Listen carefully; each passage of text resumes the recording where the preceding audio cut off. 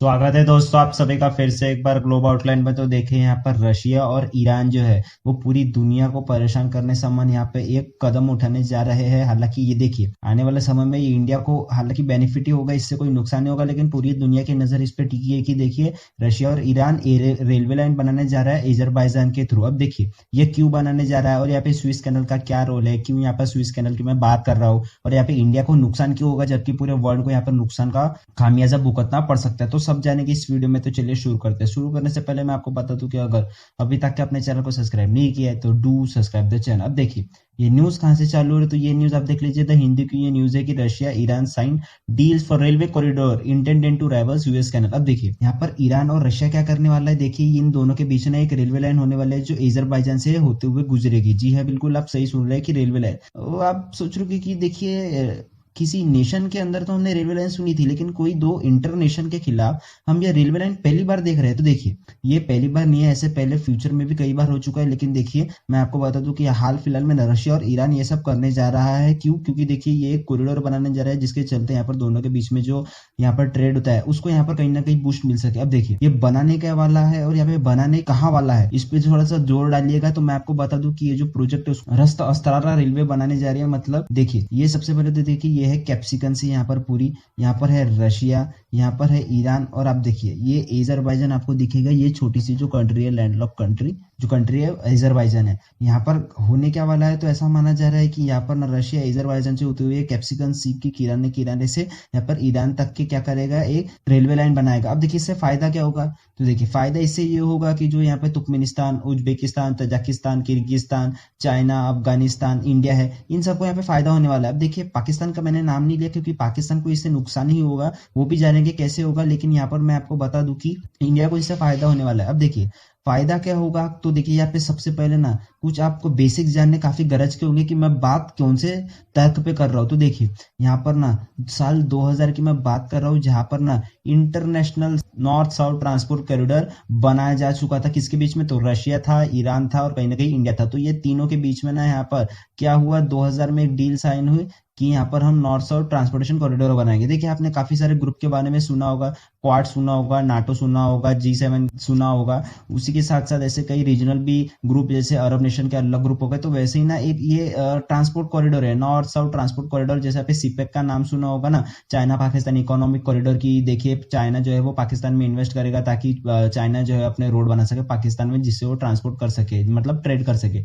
तो वैसा ही ये कुछ है। यहाँ पर एक ग्रुप बना था जैसे बाकी ग्रुप होते हैं, मैंने आपको बताया कि नॉर्थ साउथ ट्रांसपोर्ट कॉरिडोर। देखिए इसकी खासियत है कि जब ये बना था ना तो सिर्फ यहाँ पर तीन ही नेशन थे जो मैंने बताया। कौन से? रशिया, उसके बाद इंडिया, उसके बाद ईरान। तो ये तीन ही यहाँ पर जो नेशन थे वो काफी ज्यादा उत्सुक थे कि देखिए हम जो है वो एक नया ब्लॉक बनाने जा रहे हैं जो यहाँ पर कहीं ना कहीं हमारा ट्रेड को एक बूस्ट मिलेगा और स्विस कैनल के ऊपर हमारी जो निर्भरता है वो कम करेगा। अब कैसे, वो मैं आपको बताऊंगा, लेकिन ध्यान में रख लीजिए ये बना था। अब देखिए जब ये बना था ना तब इसके इतने मेंबर थे नहीं और ऐसा प्रपोज था कि ये 7200 किलोमीटर की लंबे ये कॉरिडोर होगा। लेकिन ये तीन देश से बढ़ते बढ़ते देखिए ये इतनी बढ़ चुका है कि यहाँ पर Azerbaijan, Armenia, Kazakhstan, Kyrgyzstan, Tajikistan, Turkey, Ukraine, Syria, Belarus, Oman, ये सारे के सारे कंट्रीज आ गए थे। हालांकि देखिए यूक्रेन का थोड़ा सा मुझे तर्क वितर्क लगता है कि ये आएगा क्या नहीं अभी, लेकिन देखिए इंटरेस्ट इन लोगों ने जताया था इस कॉरिडोर पे। अब देखिए यूक्रेन और रशिया की बात करें ये तो इनका इंटरनल मैटर है, लेकिन देखिए यूक्रेन ने कभी नहीं चाहेगा कि उनका जो ट्रेड सरप्लस होना चाहिए दूसरे कंट्रीज के साथ वो कभी बिगड़े। और ये हालांकि यूक्रेन इसकी जो सहायता है नॉर्थ साउथ ट्रांसपोर्ट कॉरिडोर उसकी ना ले। अब देखिए सबसे पहले मैं आपको बता दूं कि ये एक्चुअली में बनने कहाँ वाला, जैसे कि मैंने आपको बताया था कि कैप्सिकन सी में बनेगा।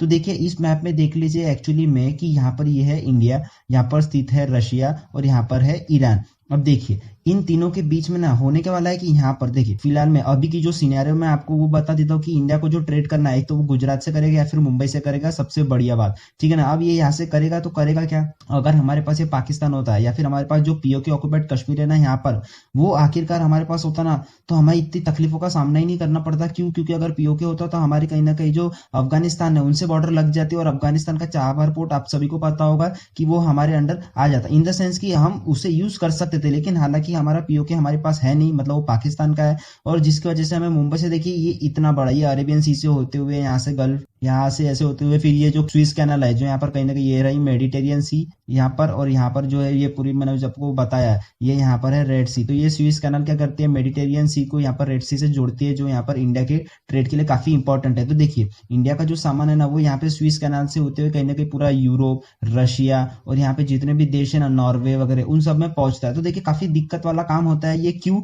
क्योंकि देखिए ये जो स्विस कैनल है ना वो कहीं ना कहीं रास्ता कम करने के लिए बनाया गया था। क्यों? क्योंकि देखिए ट्रेडिशनल मेथड में क्या होता था कि इंडियन ऐसा पूरा यहाँ से ही निकलकर, यहाँ पे एक सी होती थी तो यहाँ से निकलकर ये ऐसा फिर यहाँ पर यूरोप पहुंचता था। लेकिन देखिए यहाँ पर हुआ क्या एक्चुअली में, ये जो लॉन्ग रूट था ये काफी ज्यादा बड़ा पड़ रहा था, और यहाँ पर जिसकी वजह से यहाँ पर क्या हुआ, ये कैनल बनाई गई। अब देखिए ये स्विस कैनल जो है यहाँ पर बनाई किस लिए गई, तो ये आर्टिफिशियल कैनल है, यहाँ पर ऐसा कुछ प्रपोज हुआ नहीं था, यहाँ पर पूरा लैंड था, एक पतली सी रेखा थी जिसको यहाँ पे तोड़ के, यहाँ पर मरोड़ के ये जो स्विस कैनाल है वो बनाया गया। देखिए आप सभी को समझना पड़ेगा, स्विस कैनाल तो बन गया, देखिए इसकी लेंथ है 200 किलोमीटर, मतलब 200 माइल्स, मतलब 193 किलोमीटर के आसपास इसकी रेंज है, लेंथ है। उसी के साथ साथ ब्रॉडनेस देखोगी तो आपको 200 मीटर के आसपास इसकी ब्रॉडनेस दिखने को मिलेगी। देखिए मतलब काफी कम ही बॉर्डर है इसकी, क्योंकि देखिए 30 से 40% का जो ट्रेड है वो हालांकि स्विस कैनाल से ही होकर गुजरता है। अब देखिए यहाँ पर ये जो मैं आपको इमेज बता रहा हूँ ना, ये सैटेलाइट की इमेज है, देखिए ये सैटेलाइट की इमेज है। अब देखिए ये रही यहाँ पर ये स्विस कैनाल। अब ये स्विस कैनाल के जरा इधर देखिए इस साइड में जहां पर रेड सी है, अब देखिए कितने सारे ये जो आपको दिख रहे हैं ना ये पूरे शिप्स है। देखिए इतने भारी मात्रा में यहाँ पे जाम लगा रहता है कि हालांकि एक शिप को निकलने में 3 से 4 दिन या उससे भी बड़ा यहाँ पर स्पैन लग सकता है, जिसके रिगार्डिंग देखिए काफी सारे जन अब भी क्या है वो ट्रेडिशनल जो पुराना मेथड है वही यूज करते हैं। अब वो क्या करते हैं कि यहाँ से लॉन्ग रूट लेते हैं, यहाँ सपोज मैं इंडिया की बात करता हूँ, अगर उसे स्विस कैनल से बिल्कुल नहीं जाना तो क्या करेगा, ऐसा लॉन्ग रूट यहाँ से पीछे से होते हुए यहाँ पर यूरोप पहुंचेगा। अब देखिए ये तो हो गया लॉन्ग रूट, लेकिन अभी रशिया क्या प्लान कर रहा है कि यहाँ से वो एक रेलवे रूट ज्वाइन करेगा, कैप्सिकन सी जो अजरबैजान से होते हुए ईरान से होते हुए यहाँ पर रुकेगी, ईरान के पोर्ट में रुकेगी। और यह इंडिया क्या करेगा, यहाँ से अपना जो पूरा एक्सपोर्ट है वो निकालेगा और ईरान को दे देगा, और ईरान क्या करेगा आसानी से अजरबैजान से होते हुए रशिया तक की ये सामान पहुंचा देगा, फिर रशिया से शायद यूरोप और भी जगह ये पहुंचा सकता है। तो देखिए इसमें इंडिया का ही फायदा है कि जो सामान यहाँ पे हमें काफी ज्यादा टाइम लगता था, तो ये जो प्रपोज रूट है ना नॉर्थ साउथ ट्रांसपोर्ट कॉरिडोर का, वो यहाँ पर 3 से 4 दिन का जो समय है वो यहाँ पर बिल्कुल कट ऑफ कर देगा, और हमारा सामान जो एक्सपोर्ट का वो जल्दी से जल्दी पहुंच सकेगा। अब देखिए ये ईरान और अजरबैजान, उसी के साथ साथ रशिया के साथ हमारे रिलेशन ये नॉर्थ साउथ ट्रांसपोर्ट कॉरिडोर के साथ इतना इंपॉर्टेंट क्यों, क्योंकि देखिए मैं आपको बता दूं कि इंडिया का जो टोटल ट्रेड रहता है ना वो कहीं ना कहीं 13 बिलियन डॉलर का रहता है। देखिए ये 21-22 के आंकड़े में बता रहा हूँ, हालांकि अभी 22 और 23 के आंकड़े में काफी ज्यादा इजाफा होगा, क्योंकि रशिया से हमने भारी मात्रा में क्रूड ऑयल खरीदा है, तो उसकी रिगार्डिंग ये 13 बिलियन से पहुंचकर हालांकि में ये काफी ज्यादा बढ़ चुका होगा, 14 से 15 बिलियन डॉलर तक ये पहुंच गया होगा आराम से। उसी के साथ साथ अगर अजरबैजान और ईरान की बात करें तो अजरबैजान का हमारे साथ ट्रेड देखिए 85 मिलियन का होता है। देखिए आने वाले समय में बढ़ेगा जैसे जैसे हमारे रिलेशन बढ़ेंगे, और ईरान के साथ तो हमारा 1.2 बिलियन डॉलर के आसपास ट्रेड होता है। तो देखिए इस तरीके से जो हमारे जो कंट्री है ना, अब ये भी माना जाता है कि ये आने वाले समय में ना थोड़ी ग्रो करेगी ना जैसे जैसे, तो ये हमारा एक्सपोर्ट भी इनके थ्रू ग्रो करेगा। तो हालांकि देखिए यहाँ पर फायदा है इंडिया का है, क्योंकि देखिए सारी मेहनत यहाँ पे रशिया कर रहा है। अब देखिए मेहनत करने का जैसे हमारा भी कुछ ना कुछ यहाँ पे जरूर से इन्वेस्टमेंट रहेगा, लेकिन मैं आपको एक जो सच है या फिर फैक्ट है उससे वाकिफ करा दूं कि रशिया ने ना अपने हाल फिलहाल में पिछले 2 से 3 सालों में काफी ज्यादा दुश्मन पाल लिया यूक्रेन वार के चलते भी। क्योंकि देखिए यहाँ पर ये आता है एक्सपोर्ट रशिया का, और ये आता है इंपोर्ट। अब देखिए एक्सपोर्ट की बात करें तो यहाँ पर सबसे पहले आता है चाइना, जो चाइना की यहाँ पर कोई बात नहीं होगी, क्योंकि देखिए रशिया काफी ज्यादा फैमिलियर रहता है चाइना के साथ, तो चाइना भी रशिया का सपोर्टर है। उसी के साथ साथ अगर मैं बात करूं नेदरलैंड की, ये सबसे ज्यादा दूसरी बड़ी नेशन है जहां पर रशिया सबसे बड़ा अपना एक्सपोर्ट जो डंप करता है। उसके साथ साथ जर्मनी आता है, बेलारूस, यूनाइटेड स्टेट, इटली, तुर्की। अब देखिए इन जब आप देश देखोगे ना ये टॉप 10 देश, तो उसमें आपको दिखेगा कहीं ना कहीं कौन है, नेदरलैंड जिसने रशिया पे सैंक्शंस लगाए हुए हैं। उसके बाद आता है यूनाइटेड स्टेट, फिर से उन्होंने सैंक्शन लगाए, इटली जो कि G7 का पार्ट है, तुर्की देखिए हालांकि हम कुछ कह नहीं सकते कि कभी वो इधर का होता है कभी वो उधर का होता है। उसके साथ साथ साउथ कोरिया कट्टर दुश्मन, उसी के साथ साथ जापान। तो देखिए जब टॉप 10 यहाँ पर जो कंट्रीज है जहां पर रशिया अपना जो सामान है वो एक्सपोर्ट करता है, वही यहाँ पर खतरे में है रशिया के आने वाले समय में। तो यहाँ पर अगर सामान बन भी रहा है, मतलब कोई जो प्रोडक्ट है वो रशिया को यहाँ पर एक्सपोर्ट करना है, तो इन द फ्यूचर ना अगर इन सब कंट्रीज ने आपसे 3 से 4 कंट्रीज ने भी रशिया के प्रोडक्ट पर बैन लगा दिया ना, तो रशिया की इकोनॉमी वैसे ही खराब हालत में पहुंच जाएगी। उसी के साथ साथ रशिया इंपोर्ट कौन से कंट्रीज से करता है, तो यहाँ पर भी देखिए, यहाँ पर आता है यूनाइटेड स्टेट, उसके बाद इटली, उसके बाद फ्रांस, जापान। हालांकि देखिए फ्रांस ने अभी हाल फिलहाल में रशिया का साथ देना थोड़ा सा चालू किया है, पूरा यहाँ पर शिफ्ट नहीं हो पाया। उसके साथ साथ साउथ कोरिया, तो यहाँ पर दोनों साइड से ना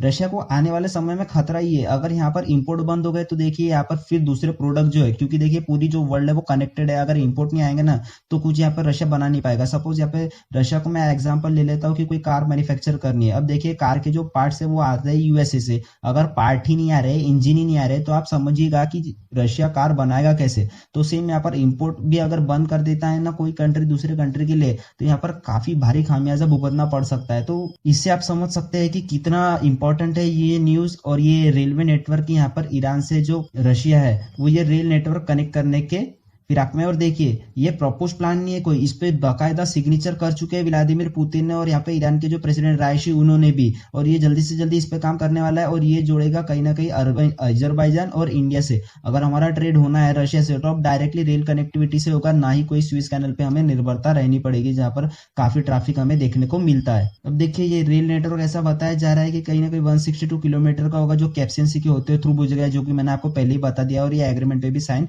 हो चुके हैं। और यहाँ पर ये बताया गया है कि कैसे हम आने वाले समय में रशिया और ईरान आने वाले समय में और ऐसे कुछ प्रोजेक्ट लाएंगे। क्योंकि देखिए रशिया पे भी सैंक्शन है पूरे वर्ल्ड का, ईरान पे भी सैंक्शन है न्यूक्लियर वेपन बनाने के बिहाफ में। तो देखिए जितने यहाँ पर इन दोनों पे सैंक्शन लगाएगी ना पूरी वर्ल्ड, तो ये दोनों आइसोलेट होंगे और कहीं ना कहीं अपना ही एक जो ग्रुप है वो बनाएंगे, जो हमें देखने को मिल भी सकता है। ईरान काफी समय से ये कोशिश कर रहा है कि अपने जो ड्रोन है वो रशिया को देता है, कोई वो यूक्रेन में और अच्छी तरीके से इन्वेट कर पाए। अब हालांकि देखिए जितना यहाँ पे यूएसए प्रेशर डालेगा ना ईरान पे, वो चले जाएगा रशिया के गोद में, और वहां पे जाके ये काफी ज्यादा खतरनाक साबित हो सकता है यूएसए और दूसरे देशों के लिए कि कैसे यहाँ पर जो न्यूक्लियर कंट्री बनने वाली है। हालांकि देखिए इस पे काफी सारे डाउटफुल है, लेकिन अगर बन गई तो यहाँ पर और काफी ज्यादा स्ट्रॉन्ग कनेक्शन दिखेगा रशिया का, उसके साथ साथ चाइना और ईरान का। ये काफी समय में आने वाले समय में खतरा दिला सकता है पूरे वर्ल्ड को। और देखिए यहाँ पर इंडिया की बात करें कि इंडिया को कैसे फायदा होगा, तो जाहिर सी बात है जैसे यहाँ पर चाइना इन्वेस्टमेंट कर रहा है पाकिस्तान में सीपेक को लेकर, चाइना पाकिस्तान इकोनॉमिक कॉरिडोर, काफी भारी रेलवे लाइन बना रहा है वो कैसे पीओके से, जो हमारा एरिया पाकिस्तान ऑक्युपाइड कश्मीर से यहाँ पे वो